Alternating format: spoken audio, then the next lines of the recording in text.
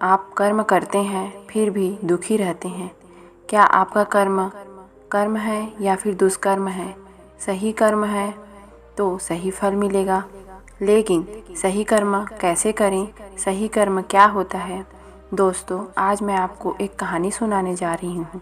इस कहानी के माध्यम से आज आप यह समझ जाएंगे कि कर्म क्या होता है, क्योंकि हर इंसान का कर्म ही उसके सुख और दुख का भागी होता है। सही कर्म उसके सुख का भागी होता है और गलत कर्म उसके दुख का भागी होता है। तो दोस्तों, आइए चलते हैं उस कहानी की ओर। एक बार की बात है, गौतम बुद्ध जी की एक शिष्य ने प्रश्न किया, हे भगवान, कर्म क्या है? महात्मा गौतम बुद्ध जी मुस्कुराए और उन्होंने जवाब दिया, वत्स, मैं तुमको एक कहानी सुनाने जा रहा हूँ। इस कहानी के माध्यम से तुम सभी शिष्य यह समझ जाओगे कि कर्म क्या है। एक राजा था। वह अपने मंत्री के साथ देश का भ्रमण करने के लिए निकला। भ्रमण करते करते राजा और मंत्री एक बाजार में पहुंच गए। उस बाजार में राजा का ध्यान एक दुकानदार के ऊपर गया। उस दुकानदार को देखते ही राजा के मन में ना जाने क्यों यह विचार आया कि इस दुकानदार को कल फांसी की सज़ा दे दी जाए। यह बात राजा ने अपनी मंत्री को बताया। मंत्री कुछ बोले उससे पहले राजा उस दुकानदार के दुकान के सामने से आगे निकल चुके थे और दूसरी बातें करने लगे थे। मंत्री बहुत ही चिंतित हो गया। यह बात समझ ही नहीं पा रहा था कि उस दुकानदार की गलती क्या है। दुकानदार से पूछे बिना कुछ बात किए, बिना कुछ सोचे समझे, महाराज ऐसा फैसला क्यों ले रहे हैं या ऐसा फैसला लेने के बारे में सोच क्यों रहे हैं? राजा और मंत्री के भ्रमण करने के बाद राज दरबार वापस चले गए। मंत्री को रात भर नींद नहीं आई। सुबह जगने के बाद मंत्री एक साधारण प्रजा के रूप में उस दुकानदार के पास गए और उस दुकानदार से पूछा, तुम क्या बेचते हो? दुकानदार ने जवाब दिया, मैं चंदन की लकड़ी बेचता हूँ। फिर मंत्री आसपास के लोगों से दुकानदार के बारे में पूछना लगा। सब ने जवाब दिया, दुकानदार किसी से बोलता नहीं है, हमेशा दुखी रहता है। मंत्री को बात समझ में आ गई। मंत्री फिर वापस से दुकानदार के पास गया और उस दुकानदार से पूछा, तुम दुखी क्यों रहते हो? दुकानदार ने बताया, मैं दुखी इसलिए रहता हूँ जनाब, क्योंकि मेरे दुकान पर लोग आते हैं, चंदन की लकड़ियाँ सूंघते हैं और बोलते हैं बहुत ही सुंदर है, बहुत ही अच्छी महक है, लेकिन कोई खरीदारी नहीं करता, इसलिए मैं बहुत दुखी रहता हूँ। मंत्री दुकानदार की बात सुनकर खुद भी भाव विभोर हो गया। कोई भी दुकानदार दुखी क्यों ना हो अगर उसके दुकान का कोई भी सामान खरीदा ना जाए, जबकि सामान में कोई कमी ना हो।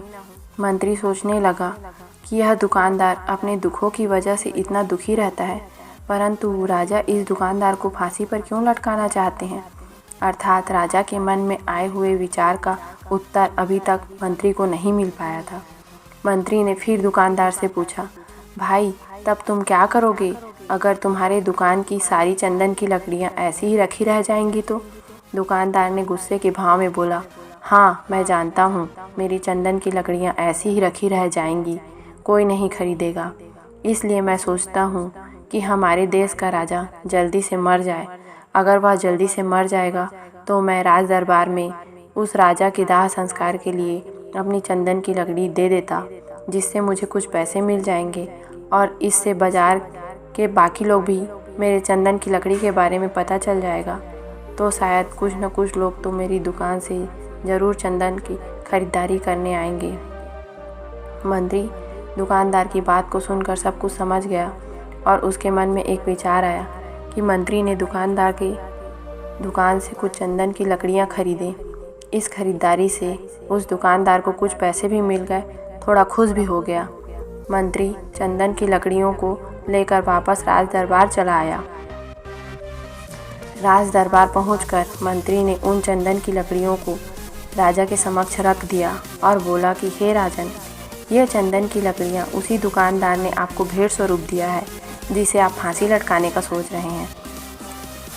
राजा उन चंदन को सूंघने के बाद बड़े ही प्रसन्न हुए। उन्होंने कहा, यह चंदन की लकड़ियाँ तो बहुत ही ज़्यादा खुशबूदार हैं। दुकानदार ने इस अनोखे भेंट से राजा बहुत खुश हुए। खुश होने के साथ साथ ही मंत्री को उन्होंने कुछ स्वर्ण की मुद्राएं भी दी और बोले कि जाओ दुकानदार को ये स्वर्ण की मुद्राएं इनाम में दे देना और बोलना कि आज के बाद महल में जब भी किसी काम या कभी कुछ चंदन की लकड़ी की ज़रूरत पड़ेगी तो तुम्हारी दुकान से ही चंदन की लकड़ी ली जाएगी। मंत्री जी की मुस्कुराने लगे और सोचे कि अब तो राजा का मन बदल गया है, हो सकता है वह दुकानदार को फांसी ना दे, क्योंकि अब तो हमेशा राज दरबार के लिए चंदन की लकड़ियों का इंतजाम भी उसी की दुकान से ही होगा। मंत्री स्वर्ण मुद्राओं को लेकर वापस दुकानदार के पास चले गए। इधर राजा इस विचार में पड़ गया कि वह दुकानदार तो बड़ा ही अच्छा इंसान है। जिस वक्त मैं उसके बारे में यह सोच रहा था कि मैं उसको कल फांसी दे दूंगा, तब शायद उसके मन में उस समय यह विचार चल रहा था कि राजन पहली बार मेरे दुकान के सामने आए तो क्यों न मैं उनको अपनी सुंदर और खुशबूदार लकड़ियों को भेंट करूं। और आज उसने मुझे भेंट भी दिया। बेवजह ही मैं उसको फांसी देने के बारे में सोच रहा हूं। इधर मंत्री के पास पहुंचा। मंत्री ने राजा के द्वारा दी हुई स्वर्ण मुद्राओं को दुकानदार को देते हुए कहा कि जिन चंदन की लकड़ियों को कल मैं खरीद कर लेकर गया था, उन चंदन की लकड़ियों को राजा ने बहुत पसंद किया और इनाम के तौर पर तुमको कुछ स्वर्ण मुद्राएं भी दिए हैं। दुकानदार बहुत ही खुश होने लगा। साथ ही साथ मंत्री ने उस दुकानदार को यह भी बताया कि आज के बाद अब जितनी भी चंदन की आवश्यकता राज दरबार में पड़ेगी वो तुम्हारी ही दुकान से खरीदी जाएगी। दुकानदार मंत्री की बात सुनकर बहुत ही खुश हो गया। मंत्री ने दुकानदार से पूछा, क्यों भाई, तुम तो राजा के बारे में इतना बुरा भला कह रहे थे, लेकिन राजा देखो तुम्हारा कितना चिंता करते हैं। राजा कितने अच्छे हैं। राजा अपनी प्रजा के बारे में कभी गलत नहीं सोचते। दुकानदार मंत्री की बात से सहमत हो गया और बहुत दुखी था। दुकानदार मंत्री से बोला, मैं कितना गलत सोचता था राजा के बारे में।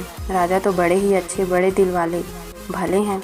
भगवान करे कि राजा की बहुत ही लंबी आयु हो। यह बात सुनकर मंत्री भी बहुत खुश हो गया। फिर मंत्री वहाँ से वापस राज दरबार आ गए और यहीं पर महात्मा गौतम बुद्ध ने इस कहानी को समाप्त किया। फिर अपने शिष्यों से उन्होंने पूछा कि अब बताओ कर्म क्या है। तो गौतम बुद्ध ने यह कहानी तो बड़े ही अच्छे ढंग से सुना ही दिया। किसी शिष्य ने फिर कहा कि कर्म बोले हुए शब्द हैं, किसी शिष्य ने कहा कर्म वाणी है, तो किसी ने कहा कर्म सोच है, तो किसी ने कहा कर्म भावना है, इत्यादि इत्यादि।